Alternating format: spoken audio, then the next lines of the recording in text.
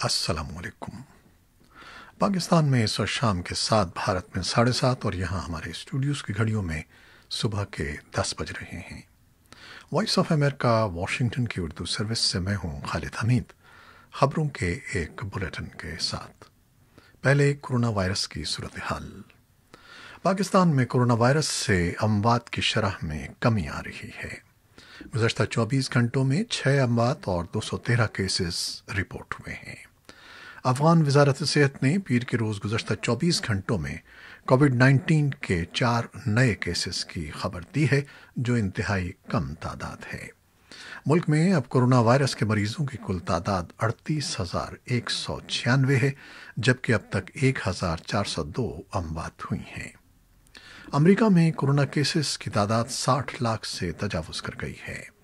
रियासत Iowa, north Dakota, south Dakota और Minnesota में हालिया दिनों में यौमिया रिकॉर्ड केसेस सामने आए हैं। कोरोना वायरस से मुतासर मुल्कों के फहरिस्त में अमेरिका सर फहरिस्त है, जबकि अमवात और केसेस की तादाद किसी भी मुल्क के मुकाबले में सबसे ज़्यादा हैं। दुनिया भर में कोरोना वायरस से अब तक 8,46,000 से ज़्यादा अमवात और 2.5 करोड़ से ज़्यादा केसेस रिपोर्ट हो चुके हैं। खबरें अब तफसील के साथ। अफगानिस्तान में अब्दुल्लाह की क़यादत में कौमी मुसालहत की आला कौंसिल ने एक बयान में सदारती हुक्म के ज़रिए की जाने वाली तकर्रियों को मुस्तरद कर दिया है। बयान में कहा गया है कि अब्दुल्लाह और सदर अशरफ गनी के दरमियान तय पाने वाले सियासी समझौते के तहत कौंसिल की तश्कील अब्दुल्लाह का इस्तेहक़ाक़ है और सदारती हुक्मनामे की ज़रूरत नहीं है। अफगान सदर अशरफ गनी ने कौमी मुसालहती कौंसिल में हफ्ते के रोज़ 46 सियासतदानों का तकर्रुर किया था। इनमें आला सरकारी ओहदेदार भी शामिल हैं। सदारती तर्जमान सिद्दीकी ने मज़ीद सियासतदानों की कौंसिल में शमूलियत के इम्कान को खारिज नहीं किया। उधर तालिबान के एक साबिक़ ओहदेदार सैयद अकबर आगा ने कहा है कि 46 रुकनी कौंसिल पूरे अफगानिस्तान की नुमाइंदगी नहीं करती। एक सिविल सोसाइटी तंजीम के सरबराह अजीज़ रफ़ी ने कहा है कि दोनों फरीकों को खैर सगाली का मुजाहरा करना चाहिए, वरना अफगानिस्तान में अमन की बहाली दुश्वार होगी। अफगान सियासतदानों के अलावा अफगानिस्तान में इंसानी हकूक़ के आज़ाद कमीशन की सरबराह शहरजाद अकबर ने भी कौंसिल में ख़वातीन की कम तादाद में नुमाइंदगी पर तनक़ीद की है। ये कौंसिल अफगान हुकूमत की तरफ से अमन अमल की क़यादत करेगी। सिद्दीकी का कहना है कि मज़ीद पेशरफ्त हुई है, जिसके तहत बैनुल अफ़गान मुज़ाकरात की तारीख का ऐलान जल्द किया जा सकेगा। पाकिस्तान और अफगानिस्तान के आला ओहदेदारों ने इस्लामाबाद और काबुल के दरमियान बाहमी सतह पर मुख्तलिफ शोबों में ताउन के फ़रोग़ के इक़दामात का जायज़ा लेने के लिए पीर को काबुल में होने वाले एक इजलास में शिरकत की है।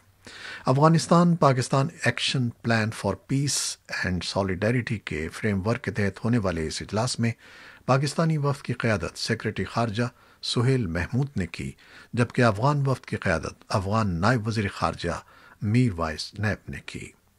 इजलास से पहले पाकिस्तान के सेक्रेटरी ख़ारजा सुहेल महमूद ने अपने वफ़द के हमराह अफ़गानिस्तान के क़ायम मक़ाम वज़ीर ख़ारजा हनीफ अतमर से मुलाकात की, जिसमें दोतरफ़ा ताल्लुक़ात पर तबादला ख्याल हुआ। इत्तलात के मुताबिक जनूबी वज़ीरिस्तान में अस्करियत पसंदों ने 2 मुख्तलिफ इलाक़ों में सिक्योरिटी फोर्सेस के काफ़िलों पर हमले किए हैं। इन हमलों में हुक्काम ने 3 एहलकारों के हलाक और 4 के ज़ख्मी होने की तस्दीक की है।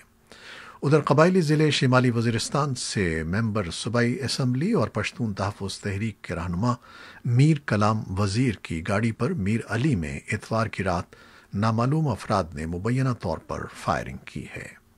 बताया जाता है कि वो एक रिवायती कबायली जिरगे और एहतजाजी मुजाहरे में शिरकत के बाद वापस बन्नू जा रहे थे।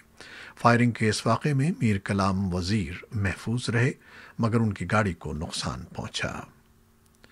पाकिस्तान में जबरी गुमशुदगियों को जुर्म करार देने से मुताल्लिक़ कानून साजी ताहाल ताख़ीर का शिकार दिखाई देती है। पाकिस्तान कमीशन बराए इंसानी हकूक़ HRCP ने एक मरतबा फिर हुकूमत पाकिस्तान से जबरी गुमशुदगियों को कानूनन जुर्म करार देने का मुतालबा किया है। हुकूमत का कहना है कि कानून का मुसवदा वज़ारत कानून को इरसाल कर दिया गया है, जो तमाम फ़रीक़ैन से मुशावरत कर रही है। پاکستان اس وقت بارشوں کی لپیٹ میں ہے۔ ماہرین موسمیات کے مطابق موجودہ بارشیں معمول کی بارشوں سے 20% زیادہ ہیں، جس سے لوگوں کی املاک کو نقصان پہنچ رہا ہے، تو دوسری طرف حالیہ بارشوں کے فیصلوں پر اچھے اثرات مرتب ہو رہے ہیں۔ بارش سے صوبہ خیبر پختونخوا میں 16 افراد جاں بحق ہو چکے ہیں۔ بھارت کے سپریم کورٹ نے سینئر وکیل اور انسانی حقوق کے سرگرم کارکن پرشانت بھوشن کو توہین عدالت کا مرتکب قرار دیتے ہوئے $1 کا جرمانہ عائد کیا ہے۔ اگر 15 ستمبر تک جرمانہ ادا نہیں کیا جاتا تو انہیں 3 ماہ کی جیل یا پھر ان کی وکالت پر 3 سال تک پابندی عائد کر دی جائے گی۔ قانون کی روح سے توہین عدالت کے مجرم کو 6 ماہ کی جیل کی سزا کا انتظام ہے۔ پرشانت بھوشن نے جون میں عدالت عظمیٰ کی کارروائیوں اور چیف جسٹس آف انڈیا کے بارے میں 2 ٹویٹس کیے تھے جن پر انہیں توہین عدالت کا مجرم قرار دیا گیا تھا۔ عدالت نے ان سے غیر مشروط معافی مانگنے کو کہا تھا، لیکن انہوں نے معافی مانگنے سے انکار کیا تھا۔